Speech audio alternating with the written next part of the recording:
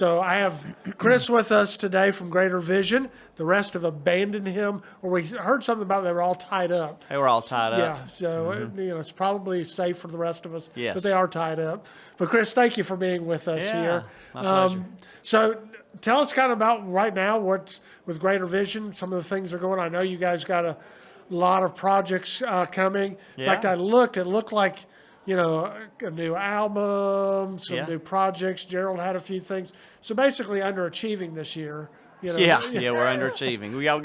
We have a brand new baritone. His name is Scott Mullins. He's been with us for 4 months. So, of course, anytime we're coming to NQC, we like to have some new product because going around the country all through the year and being here last year, we find that most people already have everything we have. So we need to have something new when we come. So with Scott, we went in and we did a pretty a unique project, one like we've never done before. Now, we've done the best of before, pulled from different things, and most people have their hits, if you will. But this time what we did, we find that most of the time when we're at the table after a concert, folks will come up, and the most popular request is, which CD do you have that has everything you sang tonight? So we do a concert, they want to, and usually it's like, well, we did a few off of this one, a few off of this one, several. So what we thought we'd do would be cut a CD that has the set list we've been doing for the last 4 months with Scott. So it's basically our concert on CD. And we just started with the one we opened with, and we went right down, and we call it Go Out to the Program, Volume 1. And it's our set list, so when somebody says, I want everything you did tonight, we can give them one CD, and they'll be out the door. So that's what we did in regards to product. That's the newest thing we have. That is amazing. That's so true. People are going, I want what you have, and you say, well, you have to buy all 12 albums here. That's right. Yeah. We did one off of that, one off of that. Yeah. So great. So obviously you guys are on the road, and you brought in a new member. What is that like, as far as bringing in new members? Because I know sometimes that may be the dynamic may be different. So tell us a little bit. You could say fear and trepidation. Or it's like, you want a good singer, obviously, but most people don't understand that's not even the most important thing, because we sing 4 days a week on the average, and we're up there for an hour and 45 to 2 hours a night. But for the other 22 hours, we're on a bus together. And even though it looks big on the outside, it's small on the inside. And you really want somebody who you can get along with, who's easygoing, who is very flexible, because there are a lot of decisions, when you get up, like for instance, you have to decide where you're going to eat. So, hey, everybody has to be agreeable. Everybody has to be, and it sounds simple, but when you're out 185 to 190 days a year, it's important to have people on the bus who get along and who, kind of have the same taste and the same sense of humor and so on and so forth. That's amazing, though, because most married couples, just the two of them to decide where to go eat is a big enough struggle. And now that you're adding a whole group in there, that is amazing that you actually came to the conclusion you haven't starved to death. That's right. Trying to figure that out. That's right. So that's great. So this project, as far as putting the concert, what are those songs that you're kind of putting out there right now? Well, people always ask for I Know a Man Who Can, so of course we do that every night. Lazarus, we do that every night. He'd Still Been God, we do that every night. Faces, these songs that we've been doing through the years that people know, but we also threw on there Think About There, which is one of our most recent singles. Not the last one, but one of the recent ones, and that was our title cut, as a matter of fact, off our last project. So it's Think About There, For All He's Done, that I wrote, that we've been doing for a while. We did one called Until Then, an old Stuart Hamlin song, and Scott's been featured on that in concert, so we added that to it. Start With Well Done, off of the Journey album. So different things off of a lot of different albums, but, it's our set list. That's awesome. So, our target audience is actually a very young audience. Mm-hmm. That's who we're going after. Awesome. And so we have seen just great results of that under 35 age that is listening. We want them to be able to sit there and say, okay, we're hearing the artist, we hear the music, but we want them to get to know the person behind it. Sure. So share a little bit about your life. What brought you to the group? Maybe how God led you to where you are now. You know, Sonny, you mentioned young people because I fell in love with this music when I was 9 years old. So I'm in a church. My father was a pastor, and for 35 years, the same church, 32 years, and he passed away about 24 years ago now.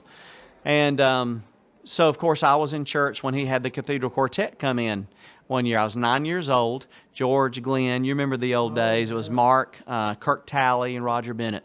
So I'd never been exposed to that at all in my life. So I'm sitting there on the side, and they come up and they start singing.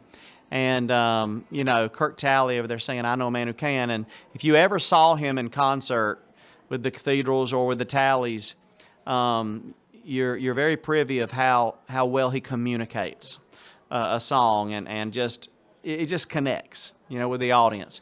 And as a 9-year-old, it connected with me because I was like, wow, man, you know, I want to do that when I grow up. Wow. And I want to sing that part when I grow up.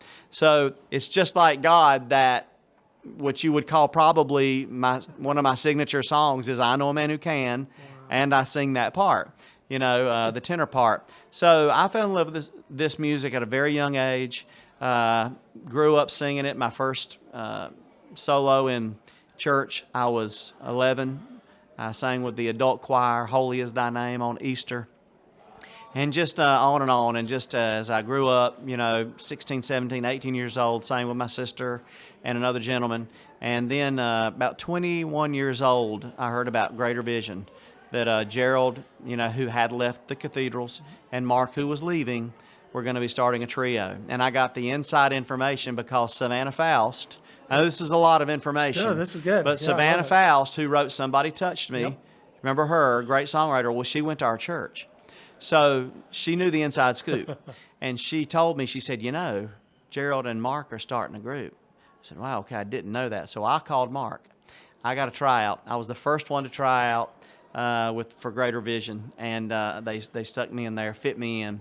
And there you go. I've been going ever since. So that was 35 years ago. So you think you might be able to stay with the group then? Yeah, I think yeah. Yeah, maybe stick around. I think it's going to work. I think it's going to work good. Yeah. Well, I appreciate that. And again, one of the comments that we hear a lot of times, in being here at the week of the National Quartet Convention, is the should we say the average age here does have a little more gray in the hair. Sure, it does. Sure.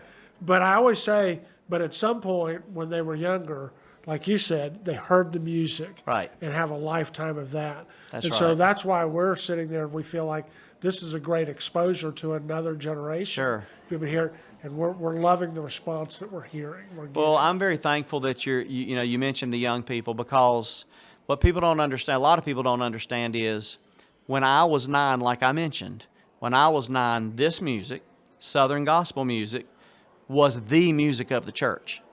So when you went to church on Sunday morning, the choir sang what you would hear on the Gospel Greats with Paul Heil. Yep. You know what I mean? The old, the old Squire Parsons songs and the Kingsman songs, the Bishop songs, the Cathedral songs, and that's the music you were hearing every Sunday. So kids were hearing it.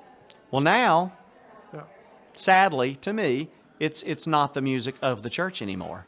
So those who are being raised in the church aren't exposed to it in the church like, say, we were. So that you are seeking to expose them to this music is a wonderful thing, because, you know, it's great music. Yeah. It really is. Yeah, and I appreciate the thing that I've loved about the music all these years, because, again, as a youngster myself, hearing the music is the message, the clear message of the gospel. Sure. The clear, and again, we talk about different genres. The message is there, but to be able to have that, again, growing up in churches, and our audience knows this. I talk about this all the time. We're also, in our ministry, starting to see a shift in churches back to some more of the traditional music. Yeah. They're starting to see, hey, there's some power in those lyrics. They're seeing the power in that music.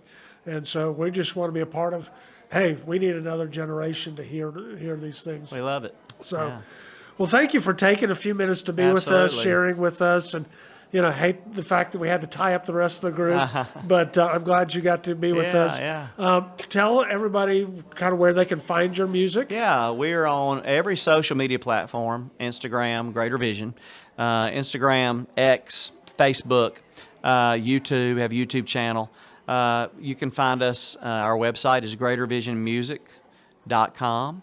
So anytime you want to see where we're going to be, our calendar, our schedule. Also, a very neat app, Bands in Town. Yes. Maybe you've heard of that. Yes. If you want to know where your favorite artists in any music is going to be, but it's very useful for our fan base.